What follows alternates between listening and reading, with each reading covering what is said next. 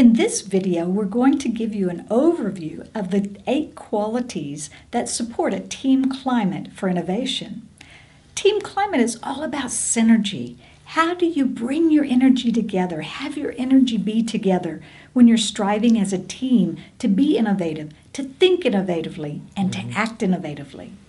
Remember, innovation is a team sport. It's not something any one individual actually does. And as a team sport, what's really important is how the leader of the team and how the members of the team bring out that synergy, that collaborative work to really innovate together. And this is something that's very different than culture. Culture, or if you remember, is more of how the certain systems and policies get institutionalized around the entire organization. Climate is something that any individual leader, and certainly the group members of a team, can have an impact within their own domain of influence. So when it comes to being innovative, a team has a lot of power, even if the culture doesn't always support them in being innovative in the way that they would like to. They still have a lot of power, and they can still use these 8 qualities to build a strong environment for the team to be innovative. In our own research, and also integrating that with the research of other practitioners from around the world, have identified 8 qualities that are most important in terms of that group collaboration, that group synergy for innovation. And these are very different than just your own personal qualities as just you yourself. They are the qualities you have to bring out with everyone on your team. For example, let's take commitment. Commitment, you might be personally very easy to commit to something that's meaningful to you. But the question here is, how well do you integrate the good intentions of everyone into a common goal that everyone feels committed to? The team climate qualities are actually behaviors. And so, again, rather than having them be individual behaviors based on how you individually would act, they're behaviors based on how do you act within a team.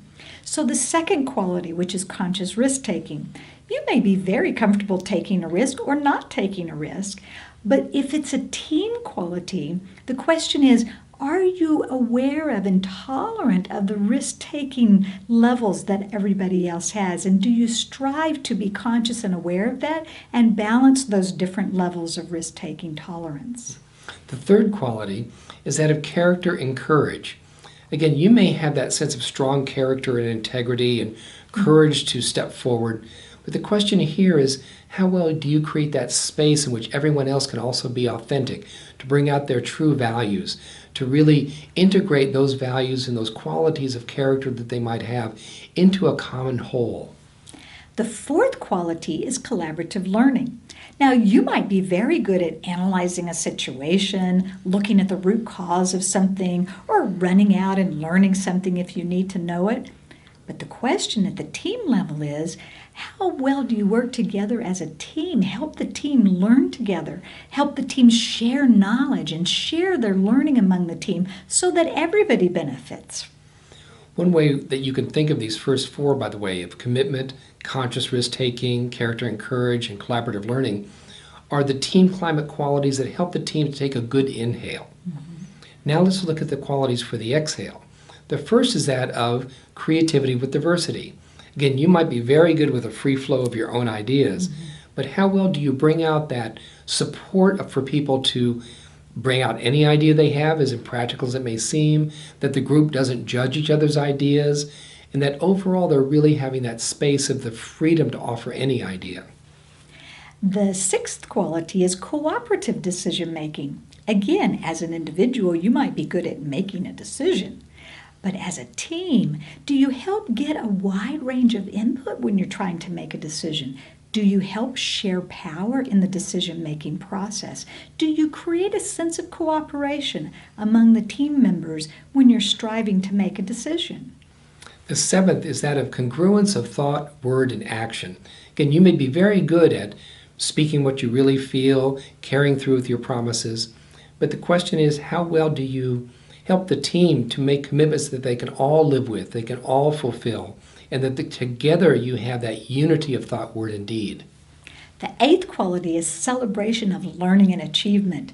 You might be good at completing a project and moving on, But as a team, are you good in helping the team create a sense of we're complete, celebrate that completion, renew the energy, and be ready to move on as a team to the next innovative challenge? Now, there are three different roles you could take as you bring forth these qualities in a team. There's the role of being the follower, first of all. How, as a supportive follower, how well do you bring that sense of unity and that sense of everyone pulling together as someone else takes the lead to bring out a certain quality? Another role that you can take, and that is important, of course, is the leadership role, giving guidance and wisdom to the team as they're striving to innovate. Again, these are roles for bringing out these qualities in the team. And the third one is, we call it interact. It's the person, or the role, I should say, who looks for how to bring the diversity of views together, make sure the leading and the following are working well together. That brings around that real sense of synergy in that role. The key here is that all three roles are important in the process of creating a climate where people can be innovative. Sometimes it doesn't matter what your title is. Sometimes it's important for you to be a supportive follower. Again, doesn't matter your title. Sometimes you need to step up and take a lead. Other times you need to be more in that interactive role, helping to bring out the diverse points of view, having an open mind, balancing different ways of thinking, different ways of behaving that supports the group to be innovative. So all three roles are important in the process. Now, there are two different types of assessments that we have around this team climate for innovation. The first one is an individual assessment, which is really how well do you as an individual help any team or any group that you belong to practice these qualities, these behaviors, if you will, that bring out commitment, conscious risk-taking, character and courage, collaborative learning, creativity with diversity, cooperative decision-making, congruence of thought, word, and action, and celebration of learning and achievement. The individual assessment shows you which role you're more or less likely to take with each of those qualities, so that, again, you can have a self-awareness of, oh, yeah, I have a tendency to take a lead more with commitment and character. I have a tendency to be more of a follower when it comes to congruence of thought, word, and action. And then you can begin to become more self-aware, because maybe you need to take more of a lead position with some of the qualities than you are right now. Maybe you need to take more of a follower role with some of the qualities that you are right now. That may all depend actually on which team or which group you belong to and what other people are like. That's true. That's true. The second assessment is where each team member is actually assessing the team as a whole and giving a rating from 1 to 6 for the different aspects of the behaviors and qualities.